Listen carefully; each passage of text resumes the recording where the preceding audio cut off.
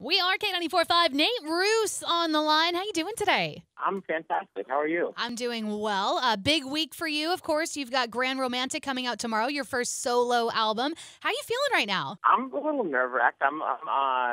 It's exciting. I always love release week, so to speak. And nowadays, like, even though people get to stream the album early and stuff like that, there's something about the week where it just feels official, that it kind of puts me on edge. I woke up with some anxiety this morning. I think I'm just excited for everybody to hear it. So it's not like a huge relief, like a giant weight has been lifted off your shoulders? I think in like the next couple of weeks, my schedule is just insane. Like, I'm at the airport right now in Montreal. I just shot a video here yesterday. Yeah. And I'm trying to make it back in time for a show tonight in New York. So it's like insane. Where are you playing at New York tonight? Just at like a little theater. It's like a radio show. I love it. Fantastic. Well, let's talk a little bit about Grand Romantic. Do you consider yourself a romantic? Like, what is the inspiration for the title of the album? Whenever I come up with an album title, I always just think, like, I have the title usually before I even start writing the album. And it's generally off of, like, words or three words that I think sound really great together. So I had Grand Romantic for a while, and I thought it's like it already started, like, conjuring up these feelings, you know, because I saw the two words together. I don't even know when, but I guess I thought the two words together, and I thought, like, that'd be a great title for an album, and it had, like, started to kind of those, like, ideas, those feelings started flooding in, and I think that the title definitely inspired the way that the songs were going to be. Absolutely. I mean, I don't do music. I mean, I play music, but I would assume that having a title like that, just like you said, the songs, it's easier to figure out which songs are going to go on the album, which ones aren't, as opposed to kind of go in the opposite direction. Totally. I've made albums before without album titles, and it's a little bit more of a struggle.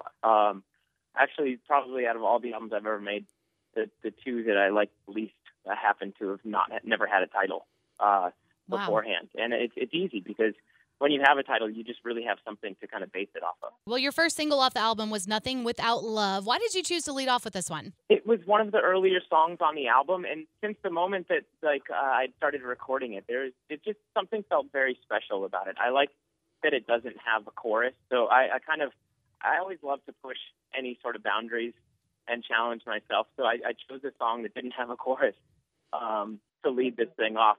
But there is just something, a special energy to me that it had, that I really felt like I had to put some positivity out in the world. And one of the things that I love about your music is that it feels very big. Like, it feels like there should be a big production behind it. Like, it's, have you ever considered, this may be a completely out of the blue question, but have you ever thought about doing Broadway or maybe having your music on Broadway?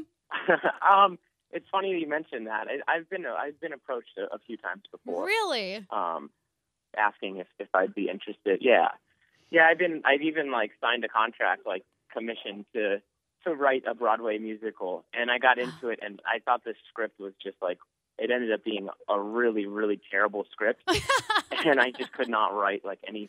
I guess I wrote a couple of like decent songs for it, but in the end, I just like tried to find a way out of it because it's grueling. To write a musical is really, really grueling, and I'm not the world's like biggest Broadway fan, anyways. I thought it'd be like an interesting challenge. Yeah.